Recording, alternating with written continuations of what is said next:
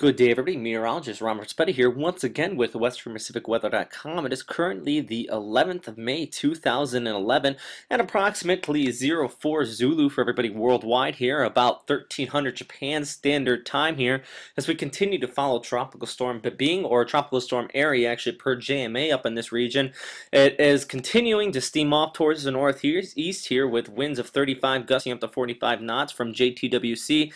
The system has continued to bring heavy rainfall throughout much of the Ryukyu Islands today, and starting last night, basically throughout the day today, expecting rainfall throughout the region here, and really has been kind of a deadly system. Not expecting too much damage up here, but just noting ABS-CBN out of Philippines now, actually putting the death toll up to near 20 people. So continue to receive reports of casualty out there, widespread flooding across much of the Philippines, and power outages throughout much of eastern Luzon and eastern Visayas, as well as this system tracked through there just several days ago.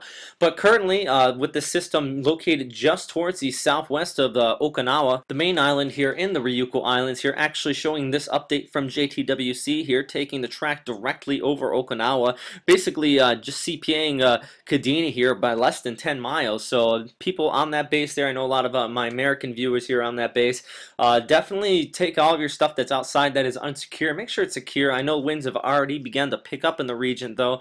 Actually looking at radar out of Okinawa, showing some of these outer rain bands actually already moving through the region here. Kadena, right here on the southwestern portion of the island, reporting wind speeds upwards of 36 knots, so some gust up in the past hour here as well, and also showing pressure rapidly falling on the island here as well, just indicating the approaching center of this tropical storm. Noting, expecting winds basically weak tropical storm strength sustained here as the center of circulation passes over the island here in the coming hours, but noting also rapidly clearing after the center passes here. Actually, if we look at microwave imagery, displaying much of the convection on the eastern periphery of the system here, and I suspect that once this passes over the region here, the western periphery here is much clearer, as you can see on this visible overlay on this, and that's once that kind of gets over the region, it's just going to be some low-lying clouds, less precipitation expected, and I also do suspect that the wind should rapidly decrease by this evening and overnight tonight. So really the worst of it is occurring right now over much of Okinawa, with these wind speeds gusting up to about 35 to 40 knots, but after that center of circulation passes, I suspect that it would rapidly clear up and those winds should start to die down. So here's first showing JTWC's warning on this system, expecting the winds of weak tropical storm strength as it goes over Okinawa here, 35 gusting up to 45 knots, and then it's going to rapidly tank off towards the northeast as it gets wrapped up with a baroclinic low that's moving across Japan today here.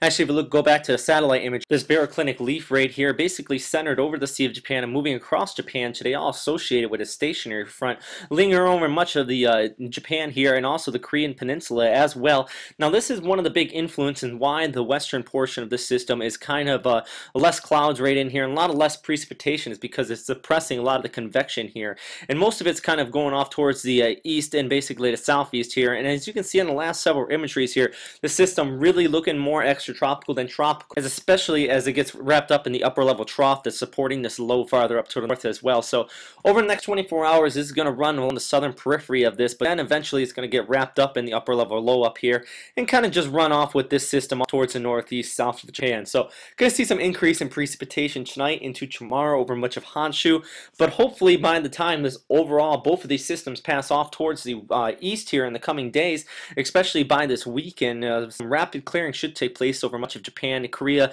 and the Ryukyu Islands here, with basically expecting quite a beautiful weekend coming up here. But lastly, I also do want to show JMA's warning on this. They're suspecting it to go the center of circulation just northwest of Okinawa here, but in reality, both of these tracks really don't make too much of a difference. If anything, the JMA's analysis on this is slightly worse because it puts Okinawa in the right front quadrant of the system, and that's kind of looks like where it's going to be right now, and that's why they are seeing the winds upwards of 35 knots, because it is in that max core of winds right out here. But as already stated, by this afternoon and evening should see some rapid clearing out here as well. But noting back into the Philippines here, as I mentioned, some heavy precipitation that took place in the past several days as the system along the eastern coast of Luzon and Visayas here actually report out of Pandan here, just east of Luzon, right in here, of upwards of 10 inches over the period of this, over the 24-hour period as this system passed along the east coast here, and also noting upwards of 29.56 right in here as well here. Did grab this graphic from storm2k.org here, so if you want to go there, you can see this and plus many more graphics as well, just kind of reports coming out of here out of the Philippines here. And just noting though, that is an exceptionally high amount of precipitation here on the island of Samar here, basically along eastern Visayas, and this is one of the regions that we did see a lot of that heavy precipitation, and a lot of those deaths came out of this region as well. And still many reports of widespread flooding that continue to plague this region, especially as we're still going to be getting some of these afternoon rain showers over the region, and that's kind of a nail in the coffin, just demonstrating that there's still power outages out here and still reports of deaths coming in. So really kind of sad news out of the region, and one of the main concerns prior to this storm making landfall up in this region was the amount of rainfall that was going to take place, because it was just kind of drifting along the eastern coast here, and that was one of the main reasons why we did see it basically cause a high amount of precip, these mudslides and these widespread flooding out here.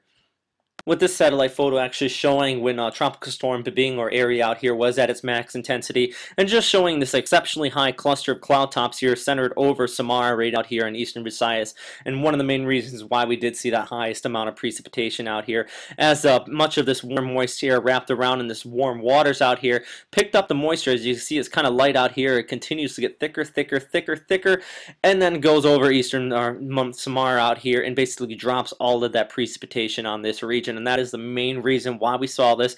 At the time, tropical storm was going only about 5 knots, so it continued to linger out here and really kind of just made that entire recipe for widespread flooding. But that is all for today, everybody. This will be my last update on Tropical Storm Bebeng or Tropical Storm Aere or 03W out here.